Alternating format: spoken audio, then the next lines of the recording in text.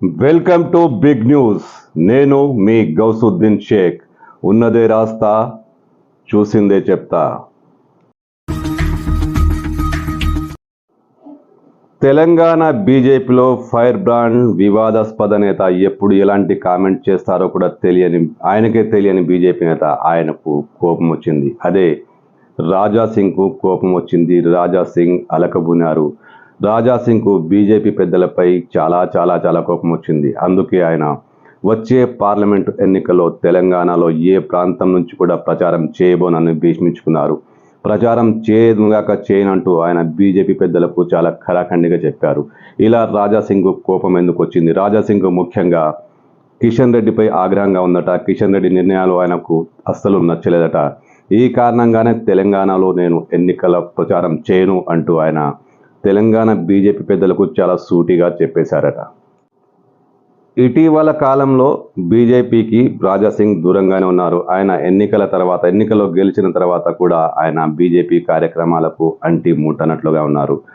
ఈ కారణము మరో కారణము తెలియదు కానీ ఈసారి ఎంపీ ఎన్నికలపై ఆయనకు అసంతృప్తి ఉంది. అభ్యర్థుల ఎంపికపై ఆయనకు తీవ్ర నిరాశ కలిగించింది. ఈ కారణంగానేమో ఆయన బీజేపీ పెద్దలకు మొహం మీదే బల్లగుద్దినట్టు చెప్పారట. నన్ను ఎన్నికల ప్రచారానికి పిలవద్దు, పిలిచినా నేను రాను. అవసరమైతే వేరే రాష్ట్రాల్లో ప్రచారం చేస్తాను, కానీ తెలంగాణలో చేయను.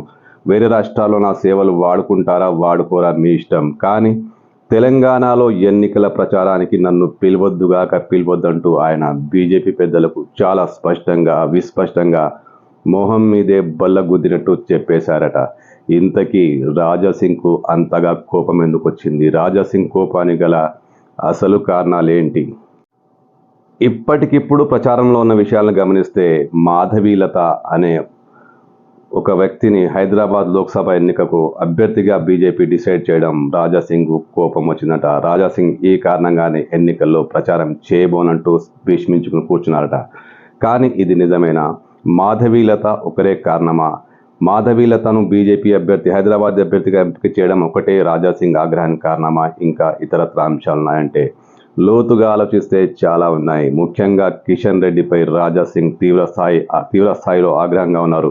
కిషన్ రెడ్డి నిర్ణయాల పట్ల ఆయన తీవ్రంగా ఫైర్ అవుతున్నారు. కిషన్ రెడ్డిపై తీవ్ర అసంతృప్తితో ఉన్నారు. ఎందుకంటే బీజేపీ శాసనసభ పక్షం నాయకుడిగా ఆయన ఉండాలని కోరుకున్నారు.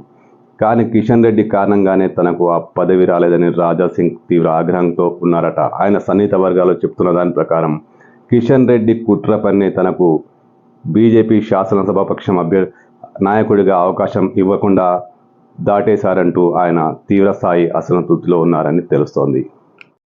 రాజాసింగ్ ఎంపీ ఎన్నికల్లో ప్రచారం చేయకపోతే ఏమవుతుంది? పార్టీ గల్లంతవుతుందా? పార్టీకి పెద్దగా నష్టం జరుగుతుందా? కొంపలు మునుగుతాయా? అంటే ఎస్, రాజాసింగ్ ప్రభావం తెలంగాణలోనూ ముఖ్యంగా హైదరాబాద్లోనూ చాలా ఉంది. హైదరాబాద్ లోక్సభ పరిధిలో రాజాసింగ్కు తిరుగులేదు. ఆయన అనుచరగణం, ఆయన అభిమాన సంఘాలు పెద్ద సంఖ్యలో ఉన్నాయి. రాజాసింగ్ చెప్పిందే వారికి వేదం. ఇలాంటి పరిస్థితుల్లో రాజాసింగ్ బీజేపీ అధినాయకత్వంపై ఆగ్రహంగా ఉంటే, ప్రచారానికి దూరంగా ఉంటే ఖచ్చితంగా బీజేపీకి అది మైనస్ పాయింట్ అవుతుంది.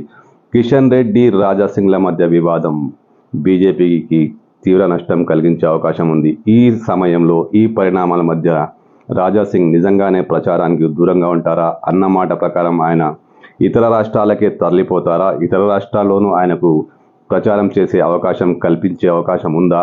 అసలు ఏం జరుగుతోంది?